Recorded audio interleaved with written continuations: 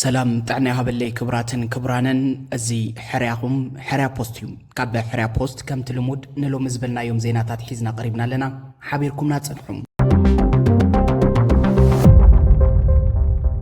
فلما قند زيناتات الزعلت كنسمعكم لؤخات معراب اب اشاقال زباو صدتان اب إرترا كم زغشو تغليصوم حيلتات مكلخال تግራይ ዘመናው አጽዋር ኣብ ኢዱ ከምዛ ኣትወን ተሓቢሩ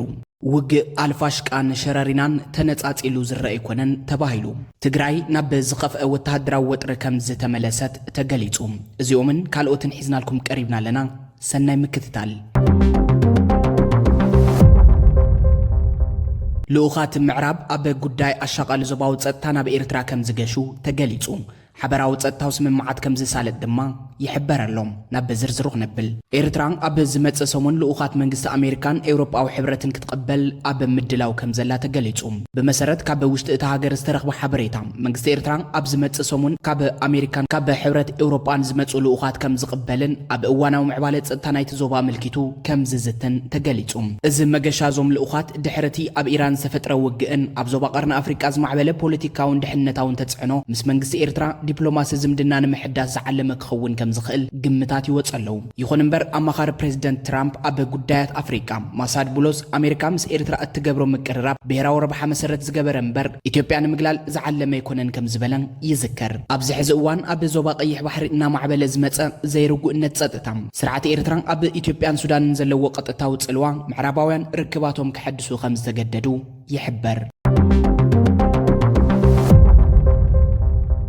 حيلتات مكلخال تግራይ ዘመናው አጽዋር ኣብ ኢዱ ከም ዘእተወን ተገሊጹም እንተኾነን ኤሌክትሮኒካዊ ጸረ ነፈርቲ ከም ዝዓጠቀ ኣይተረጋገጸን ተባሂሉ حيلتات مكلخال تግራይ TDF ዳግማይ አርቲለሪ ጸረ ነፈርቲ መሳርሕታት ዘመናዊ ጸረ ታንክ ሚሳኤላት RPG ሞርታርን ካልኦት ከበድቲ መሳርሕታትን ናብ ኢዱ ከም ዘእተወተን ታን ጂኦፖለቲካዊ ወተሃደራዊ ኩነታት ፓኪስታናዊ ሳጂድ ናዲም ሓቢሩ ብተወሳኺ ኣናእሽቱ ኣጥፊኤን ዝጠፍኣ ድሮናትን መሳርሕታት ምዝዋዕ ምልክታት ወይ ድማ ጃመርስ ከም ዝወነነን ኣቃሊዑ እንተኾነ كساب حزي زمناو تانكتات زمناو روكيت سرعات ازدمحيش سرعاتات مكلاخل نفرتي سرعاتات الكترونيكا وجئن اب TDF كم زلو زرغاغص اكال يلن يلو كوين غنايبل ساجد ازوم تتقصو زمناو مسارحتات اب ايدتوم مس حيلتات مكلخال تግራይ صميدوم زلو حيلتات سودانن إرتران كم زلو يغلጽ ابز حلفه ورحات سراويت تግራይ نوح حقات زشفن جامر وي دما صره درون كم استعاطقن اب زوريا كتما مقل حويسو اب استفلالي كبابتات تግራይ كم استገጠመ ገሊጹ منبارو يذكر ات GPS مزابعي وي دما جامر كاب نفرتن درون ناي مكلخال عقم كم زلو زتغلص خوينو صره نفرت مسارحي اب زوريا معرفو نفرت الولا بانغا تغطيمم كم زلو مغلاصو يفلط اب زحلفو ورح سنه ناي حزب منقعازيا نفاريت اب مقله دحر مبصحان كي عرفت ناي ساتلايت ركب تقاريصو بزبل ناب اديس ابابا كم استملست زذكرن تخون اتفصامه مزركب يحلو اي حلو زاغيد زتفلط نغير يلن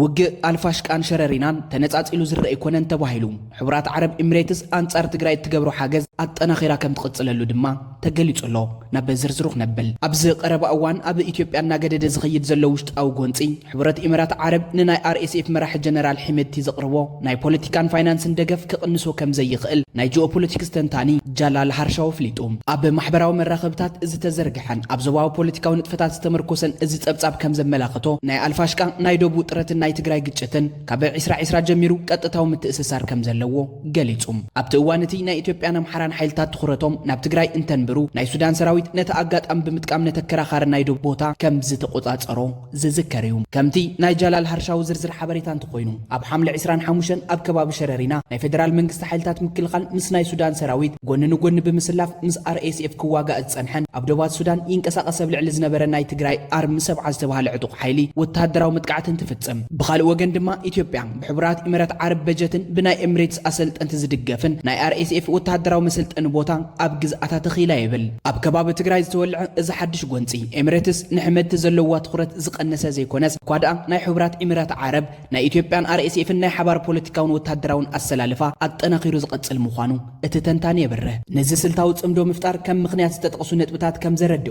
إثيوبيا معربا ودوبا كابناي سودانن تجراين حيلتات من قسقاس نمقتا كتسرحن ክትፍተን ከላ RSF بوغنو زتأمامن ناي دحريت دغفن ناي مسلطن بوتان كم زركب يرد بتوساخي كلتيኦም ወገናት ንናይ ሱዳን ሓይልታት ሳፍ ንነባር ናይ ዶብ አሰላልፋ ንሃገራዊ ድሕነቶም ንፖለቲካዊ ህላውኦምን ከም ቀጥታ ስጋት ዝርእይዎ እንትኾኑ ሕቡራት ኢሚራት ዓረብ ዝቅርቦ ናይ ፋይናንስን ሎጂስቲክን ደገፍ ድማ ናይ ኢትዮጵያ መሬት ብምጥቃም ናይ ሕሜት ወታደራዊ ንጥፈታት ንምቅጻል ከም ቀንዲ መእሰር ገመድ የገልግል ይብል እቲ ተንታኒ እቲ ጸብጻብ ኣብ መዛዘሚኡ ከም ዘመላኸቶም ኣብ ከባቢ ሸረሪና ዝተረኣየ ወታደራዊ ጎንፂ ናይ አልፋሽቃን ትግራይን ጉዳያት ዝተነጸሉ ከም ዘይኮኑን ኣብ ሓደ ናይ ዞባ ፖለቲካዊ ቲያትር ተኣሳሲሮም ዝንቀሳቀሱ አካላት ምዃኖምን የረጋግጽ ይብል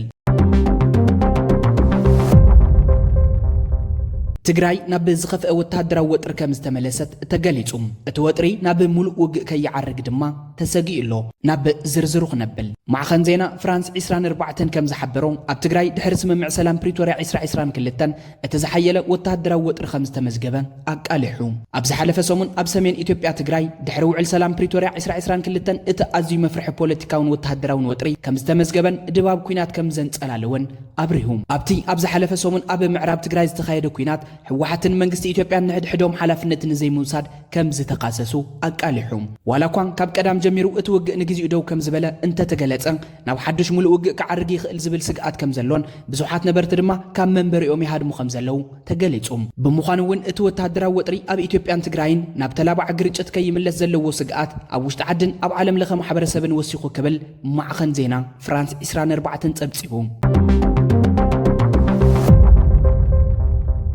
መንግስቲ ኢትዮጵያ አባላት ጽምዶ ዝበሎም ሰለስተ ውልቀ ሰባት ከም ዝሓዘን ኣፍሊጡ እቶም ውልቀ ሰባት መንግስቲ ንምግልባጥ ከም ዝሰርሑ ድማ